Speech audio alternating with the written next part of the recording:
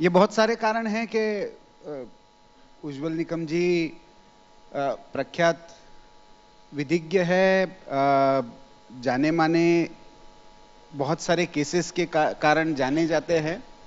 मेरे लिए व्यक्तिगत दृष्टि से महत्वपूर्ण है, मैं भी जलगांव से हूं और मेरी स्कूली शिक्षा उसी स्कूल से हुई है जहां से उज्ज्वल निकम जी की हुई है। और मुझे किसी वाद विवाद प्रतियोगिता में पारितोषिक मिला था, उसके मुख्य अतिथि उज्ज्वल निकम थे। तो बहुत पुरानी यादें अभी साथ में बैठे बैठे। लेकिन आज आप मुझे क्रॉस करने वाले। देखिए, क्रॉस करने की तो वकीलों की आदत होती है, पत्रकार तो प्रश्न पूछते हैं आपसे जानकारी लेने के लिए। तो मैं जहां से राम माधव जी ने छोड़ा था वहीं से शुरू करूंगा। एक तरफ तो यह धारणा है कि भारत आतंक का बहुत बड़ा शिकार रहा है।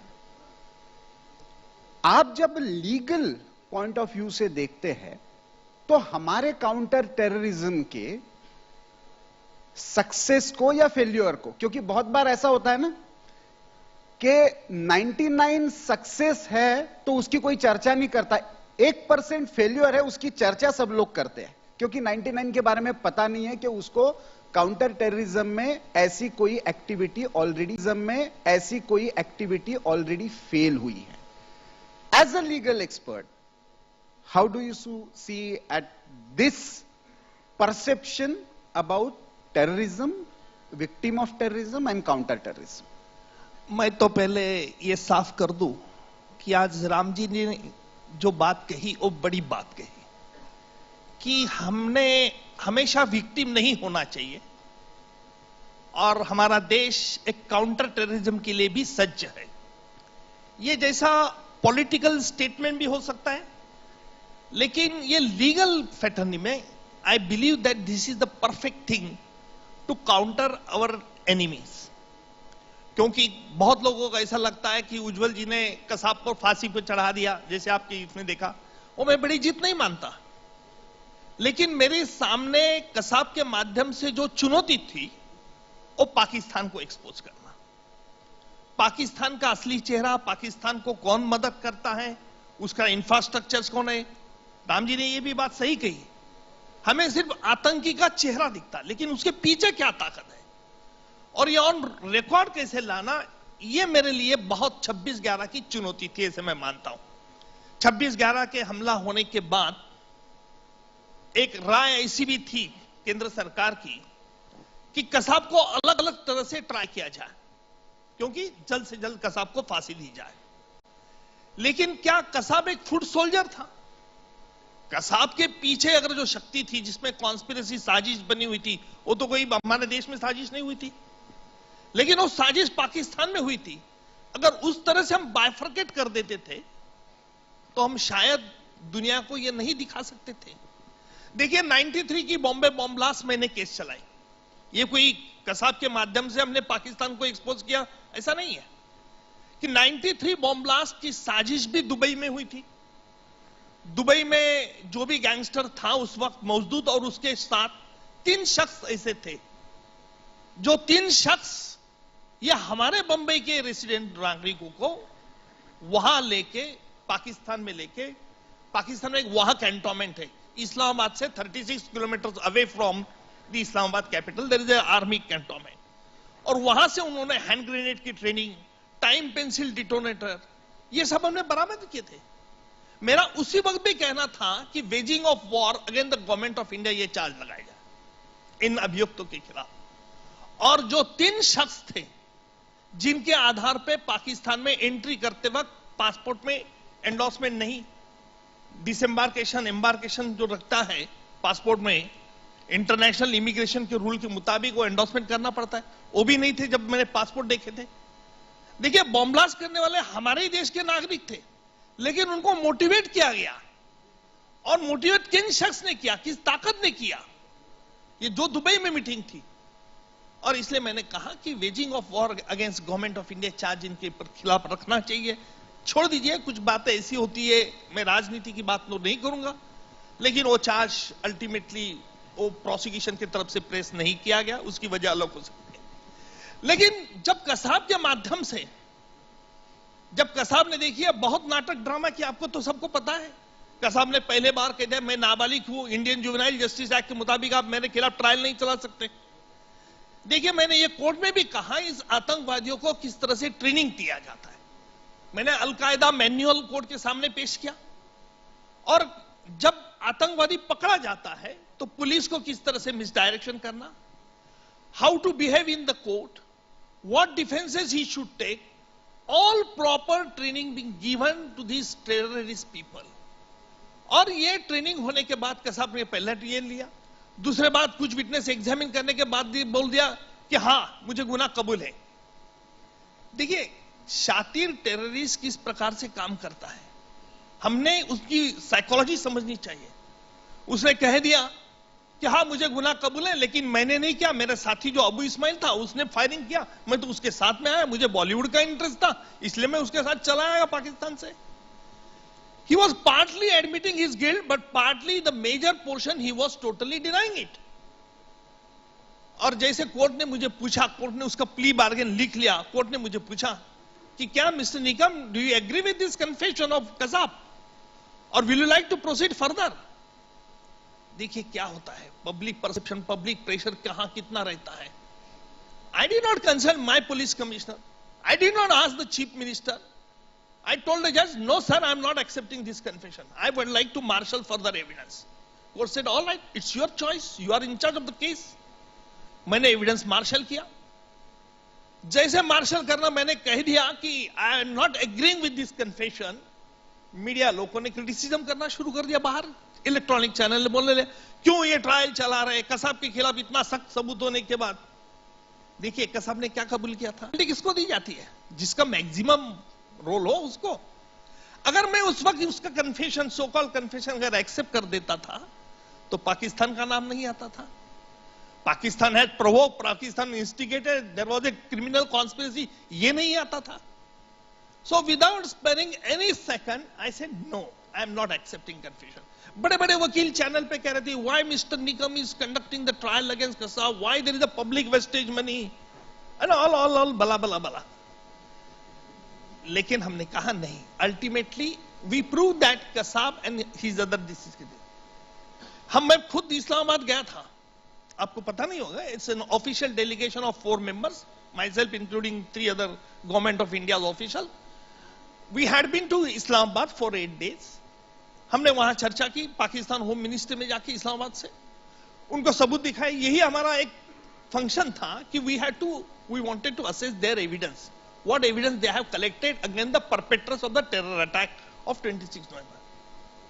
जब मैंने देखा तब उन्होंने कुछ नहीं, उन्होंने पेटी वर्कर्स को अरेस्ट किया था, हाफिज सईद को छोड़ दिया था, जकीउर रहमान लखवी को, उसको बी बेल ऑपरेशन जो लश्कर कमांडेंट था। मैंने उनको ब्रिगेडियर्स को पूछा, we had a meeting conference बाकायदा इस्लामाबाद में होम मिनिस्ट्री में, तो उनको public prosecutor was also present. I asked them कि why you are not arresting this people and why these petty workers are being arrested, why you did not charge criminal conspiracy against them? They said, Mr. Nikam, we are very sorry, you have not given any evidence about their involvement. I was shocked. Criminal conspiracy was hatched on your soil and you are asking us to give evidence. हमने कहा भाई ये कैसे, साजिश तो आपके यहां हुई थी, आपने सबूत ढूंढना चाहिए था। और बोले no, you have not permitted us for joint investigation also। मतलब what do you expect? joint investigation का मतलब क्या है भाई? साजिश तुम्हारे लैंड पर हुई, उसके मुताबिक तुम यहां आ गए, हमने ओवरटेक जो है हमने उनको तो दे दिया एविडेंस, हमने तो कसाब को तो ओपन ट्रायल चलाई पूरी दुनिया के सामने। फिर वो बोले नहीं, we have not, you have not given any evidence. वही उनका कहना था। हम 8 दिन रहे वहां, we were discussing, we have analysed, we have assessed their evidence, then we reported to the government of India, myself and 3 other the government of India's officials were there। We came back, और मैं बिल्कुल हिचकिचाता नहीं, I am a very blunt outspoken, you know we are from Jalgaon. तो यहां आने के बाद मैंने एक दिन पढ़ा कि डेविड हेडली ने प्ली बार्गेन में गुनाह कबूल किया है एट शिकागो कोर्ट। ये पढ़ने के बाद मैंने वो ऑनलाइन इंटरनेट पे कॉपी उसकी पढ़ी, प्ली बार्गेन की, और उसने उसमें एडमिट कर लिया था कि 26/11 के आतंकी के हमले के पहले ये होटल ताज में आया था, ओबेरॉय में आया था, नरीमन हाउस दिया था, सब स्पॉट टारगेटेड प्लेसेस का उसने फोटोग्राफ्स लिए और पाकिस्तान को दिए। ही admitted and on that basis he was convicted for 35 years only on one condition, that he will not be handed over to either Pakistan or to India. That was the main condition. मैंने पढ़ने के बाद तुरंत, देखिए political will भी चाहिए। एक बड़ी इंपॉर्टेंट चीज मैं यहां जरूर कहूंगा, we are no doubt we are the legal master, but unless there is a political will to sabotage this terrorism activities, nothing can be done. तो उसी वक्त उस दिन रात को मैंने देवेंद्र फडणवीस यहां सीएम थे, उनको मिला। आई एक्सप्लेन हिम कि मतलब I would like to examine David Headley in Mumbai court. He said that what assistant you will require from me. मतलब आप एनएसए से बात कर लो, एनएसए से अपॉइंटमेंट मुझे चाहिए।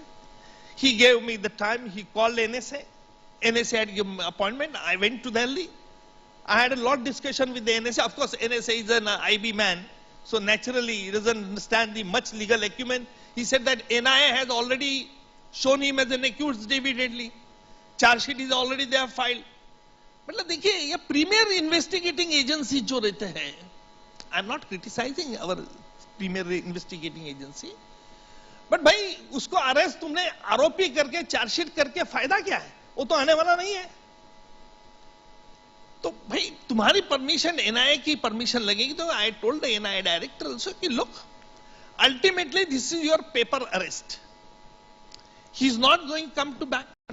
Who is waging a war against Indian state? Right. उसमें आपको क्या लगता है कि हमने कितना, क्योंकि आपने 93 के बॉम्बे ब्लास्ट से लेकर अब तक बहुत सारे उतार चढ़ाव इसमें देखे हैं। काउंटर टेररिज्म के संदर्भ में, इंटेलिजेंस के संदर्भ में हमने कितना एक्सपर्टाइज इसमें हासिल किया है, किसमें कितने आपको अभी भी इसमें इश्यूज लगते हैं, लूफोल्स लगते हैं, प्रॉब्लम एरियाज लगते हैं? देखिए counter terrorism definitely we have achieved much more things, I am tell you very frankly. So far as political बात, राजनीति पे बात, I won't do that, but so far as legal is concern, what I said earlier also, that if you have a strong political will, you can make effective counterterrorism. Again, coming to the David Headley's case, I told you, no, the then Chief Minister of Maharashtra, Mr. Devendra Fadnavis, what help he had given. Had he not given the help to me, I would not have been in a position to examine David Headley. I must confess, this is not my success. It's a success of the political will also. I must explain to the people present here. In David Headley's case, there is one important evidence which is linked to even Samjhota. The only evidence or the statement that is recorded even in the United Nations document, unfortunately we know, and I know Ujjwal ji will not speak about it, the way entire case was diverted to entire Hindu terror narrative, but it's thanks to Ujjwal Nikam, David Headley and his misdeeds are recorded even in the United Nations resolution on terrorism. You are absolutely right. Not only that, I am telling you why I had examined David Headley. We have given pardon to David Headley. Just Yes. listen. This is a very interesting part. हमने उसे माफी दी David Headley को। वो तो आ नहीं सकता था क्योंकि उसका एग्रीमेंट यूएस से हुआ था कि he will not be transfer to either Pakistan और इंडिया, और इसीलिए डेविड हेडली को हम तो प्रोसिक्यूट नहीं कर सकते थे। तो मैंने क्या चाल चली, काउंटर टेररिज्म चाल, कि भाई हम तुमको माफी देते लेकिन तू गवाही दे हमारी तरफ से। क्या गवाही दूंगी? देखिए, one person had raise an objection कि he is a terrorist, why do you want to take his evidence? मैंने कहा भाई एक अंग्रेजी में कहावत है, set a thief to catch a thief. अगर चोर को पकड़ना है तो चोर को ही भेजना पड़ता है, अगर कांटा से निकालना है तो कांटे से काटे। हम गांव वाले हैं, तो उस टाइम में तो कोई नहीं था, तो कांटे से कांटा निकालते थे। तो डेविड हेडली का एविडेंस का क्या फायदा हुआ ये मैं बताता आगे चल के, ये काउंटर टेररिज्म स्टाइल, कि डेविड हेडली ने हमें बताया कि आईएसआई और लश्कर तोयबा क्या किस तरह से साठगांठ है। अच्छा, सिर्फ ओरल टेस्टिमनी नहीं है, ये ईमेल करेस्पॉन्डेंस है। डेविड हेडली ने बाकायदा आईएसआई के ऑफिसर्स के टेलीफोन नंबर लिख लिए थे, वो मैंने कोर्ट में प्रोड्यूस कर दिया, और ये पूरा एविडेंस हमने गवर्नमेंट ऑफ इंडिया को भेजा। गवर्नमेंट ऑफ इंडिया ने अपने एनएसए साहब ने, और जयरथ जी उस टाइम तो फॉरेन सेक्रेटरी थे, he also talk to me and we send whole evidence to the Pakistan. Pakistan वहीं से चुप्पी लेके बैठा। वो तो डोजियर पे डोजियर हम देते रहे, पाकिस्तान का स्टैंड बदला नहीं, और इसीलिए शायद this is the first dossier wherein we have given the documentary evidence to the Pakistan. वही कारण है शायद राम माधव जी ने जो कहा कि no discussion itself is a diplomacy, ये शायद हमको नीति अपनानी पड़ी। लेकिन उज्जवल जी, एक विषय जो बार बार आता है, मैं भी बहुत दिनों से टेरर, ऑर्गेनाइज क्राइम, नेटवर्क, इन सब के बारे में चर्चा करता रहा हूं। 2003 का ब्लास्ट जब मुंबई में हुए थे, तो उस समय इंसिडेंटली मैं मुंबई हेडक्वार्टर में ही था, पुलिस हेडक्वार्टर में राकेश मारिया जी का इंटरव्यू करने आया था, एंड उसी समय फ्लैश हुआ। एक बड़ा विषय जो आता है आतंकवाद के संबंध में, राम माधव जी ने उसके सर थोड़ा सा इशारा किया, लेकिन मैं लीगल पॉइंट ऑफ व्यू से जानना चाहूंगा, क्योंकि आपके बहुत सारे दोस्त हैं, लीगल ल्यूमिनरीज है, वो रात को कोर्ट का दरवाजा भी खुलवाते हैं, माफी भी दिलवाने की कोशिश करते हैं। ह्यूमन राइट्स एंड टेररिस्ट, और हितेश जी ने जैसे कहा कि आतंक के क्या मानवाधिकार हो सकते हैं, हमने एक मॉडल तो प्रेजेंट किया कसाब का, लेकिन उसका दूसरा एक्सट्रीम हम देखते हैं कि एक इकोसिस्टम खड़ा हो जाता है उन आतंकवादियों को बचाने के लिए।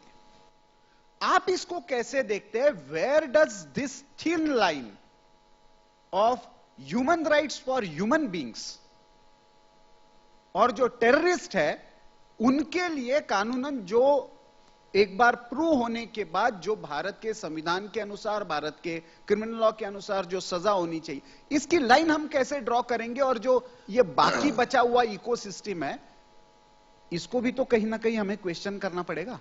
नहीं, ये मीडिया पे बहुत निर्भर होता है।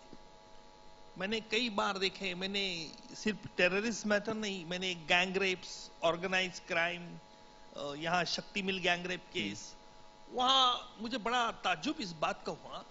यहां शक्ति मिल वहां एक लड़की पे 4 लोगों ने रेप किया था, very in a brutal nasty manner she was ravished, and when I marshal the evidence I asked that girl, she was a photo journalist, media, she was from media, I asked her what type of punishment do you require? She said sir not less than death penalty. Are you sure you want it? Yes I want it. और उसके साथ में एक जो human activist आई थी, she was very much upset. She started abusing me. She said that Mr. Nikam, you induced her to ask for death penalty. What wrong I had committed?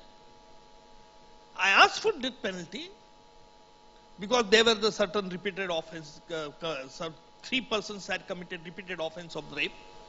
तो यहाँ एक ह्यूमन एक्टिविस्ट का जो role आता है, वो हमेशा मुझे बहुत आश्चर्यचकित मैं इसलिए होता हूं। देखिए, कसाब जब इसमें भी निकाला था, बोले वो कसाबी नहीं है, वो तो हमारा ही आदमी है। बोले देखिए, इतना ही नहीं तो इस प्रकार जो फिजूल बातें चलती है, तो we must neglect it firstly. Secondly, हमें दूसरा एक काउंटर सिस्टम बनाना चाहिए in order to tackle this type of Goebbels propaganda.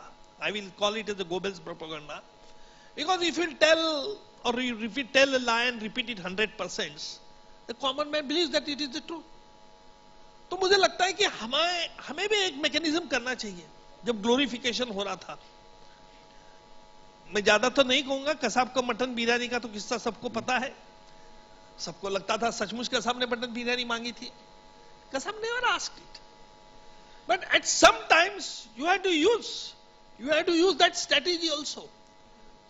In a nutshell, what I would like to say, whether in politics whether in the legal or in the social world, you have to apply and you have to foresight ki what is going to happen in future.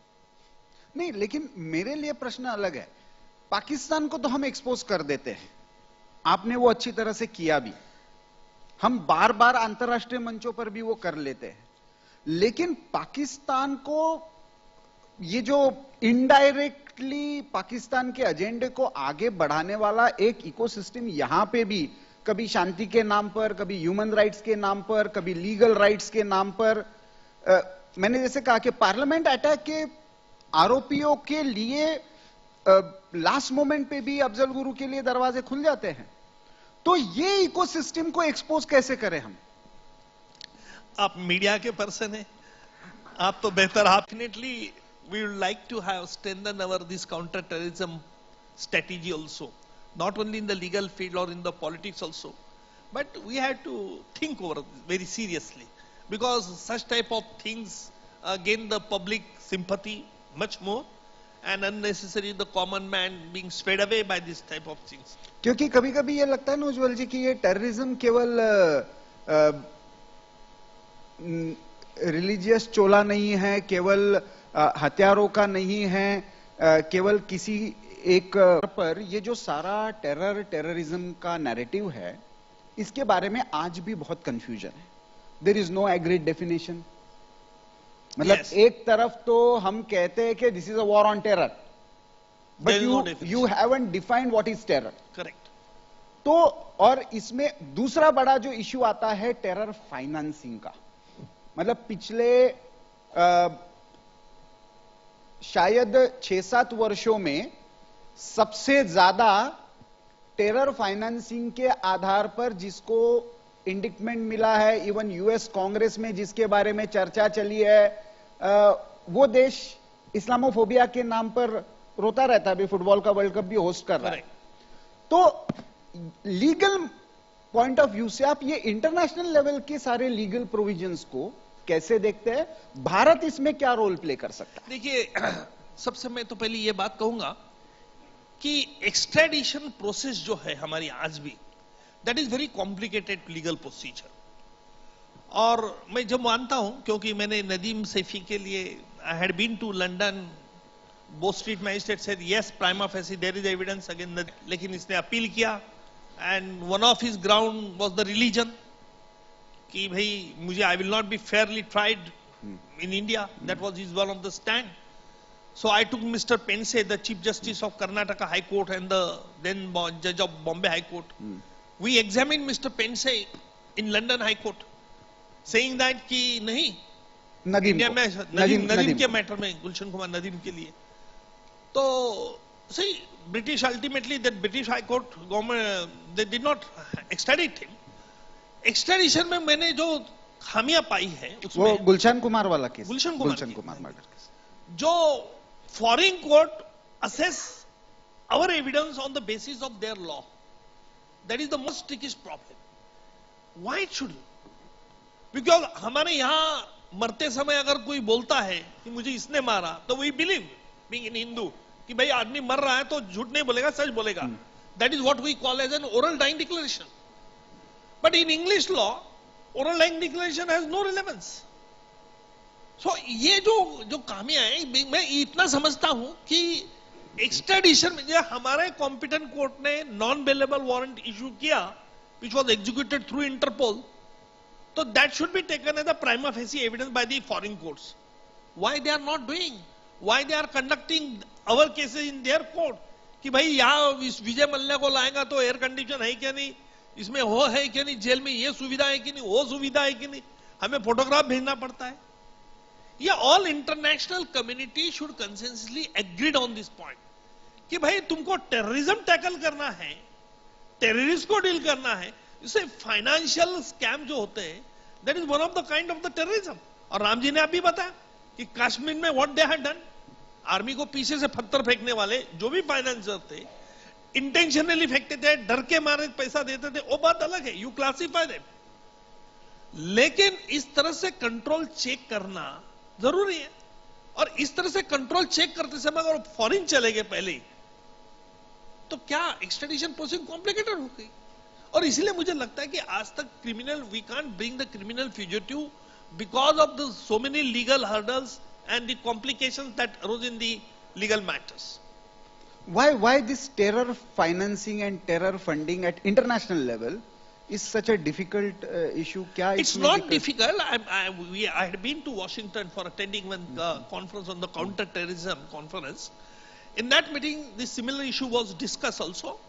I can't say on record, but there are certain things, and US CI is fully knowing all these things. Who are the person, who are financing, what is their connection and all these things. That is the reason as to why Financial Action Task Force put the Pakistan in the list. But later on they had removed it. I was shocked. In spite of giving the voluminous evidence in the terror attack case of 26 November, they have removed the Pakistan name. There is और एक बहुत sensitive issue है. Of the record तो police भी, investigating officer भी इसके बारे में बोलते हैं. मुझे याद है ऐसे ही एक केस में 2003 के बाद भी मुझे एक इनपुट मिला था.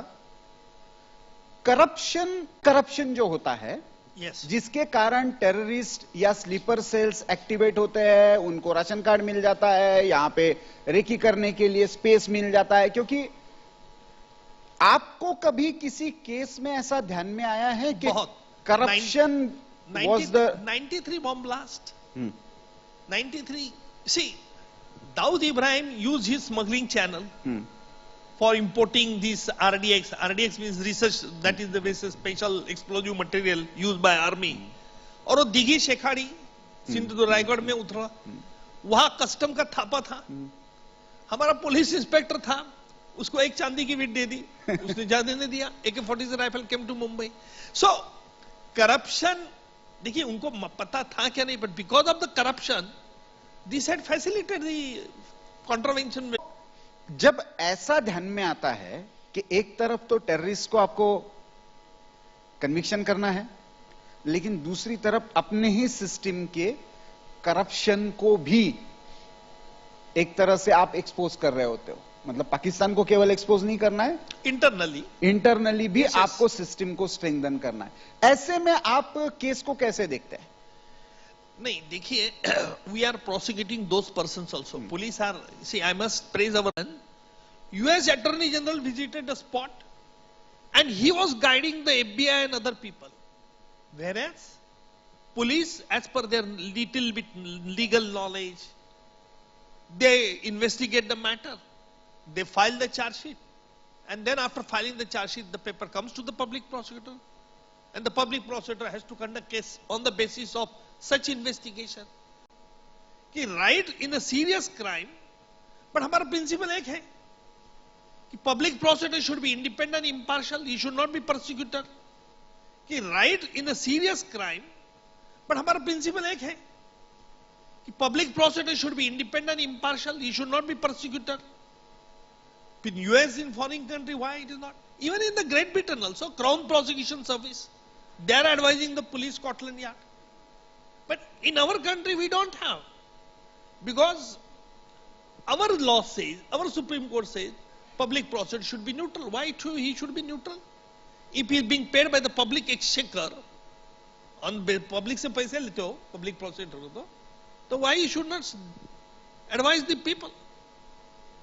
So, उस प्रकार का सिस्टम में भी थोड़ा फार बदल लाना चाहिए, ताकि police will get a good legal advice, so they can file a better chargesheet.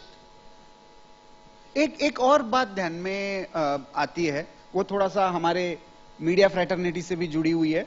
9/11 का आपने उल्लेख किया.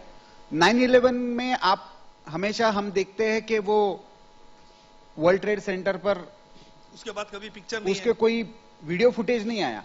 और दूसरी तरफ हम ताज का जब देखते हैं तो हमको लाइव कमेंट्री दिखती है, कौन कहां से एंटर कर रहा है ये दिखता है. आप समाज से, मीडिया से क्या अपेक्षा रखते हैं जब आप एज अ पब्लिक प्रोसिक्यूटर देश के लिए ऐसे आतंकवादियों के विरोध में कोई केस लड़ रहे हो? आप कैसे हम समाज को इसके बारे में सेंसिटाइज करें? देखिए, सुप्रीम कोर्ट ने कई बार कहा है कि मीडिया पर रिस्ट्रेन हम नहीं डालेंगे, but they should keep theirself restrain. इतना ही नहीं तो 26/11 में इंटरसेप्ट कॉन्वर्सेशन में मैंने कोर्ट में भी वो कैसेट प्ले की थी। वहां कराची से कह रहे हैं ये आतंकवादियों को कि भाई आर्मी इधर आ चुकी है, आप इस साइड हट जाओ, उस साइड हट जाओ। They were watching also our televisions and they were guiding to this terror attackers. इस तरह से तो, लेकिन जब एक बॉम्ब मीडिया में बरसा गया तब थोड़ी मीडिया पीछे हट गई। बड़े बड़े दिल्ली वाले मीडिया के एंकर आ रहे थे, आप ठीक है नहीं मुझे पता नहीं उस वक्त। But you see, when I also watch on the TV, and I was also shocked at that time कि भाई ये क्या चल रहा है।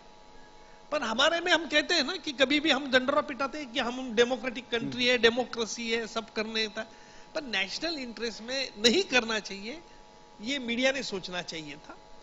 और देखिए कई बार ऐसी तस्वीर, आपने सही कहा कि 9/11 का कभी भी जिक्र नहीं हुआ। हमारे यहां तो इन्वेस्टिगेटिव जर्नलिज्म जो इतना चल रहा है कि उसके अंदर कुछ भी कर सकते हैं। सुप्रीम कोर्ट ने भी रोक कभी लगाई नहीं, तो मैं रोक क्या लगा सकता हूं, मैं क्या कह सकता हूं?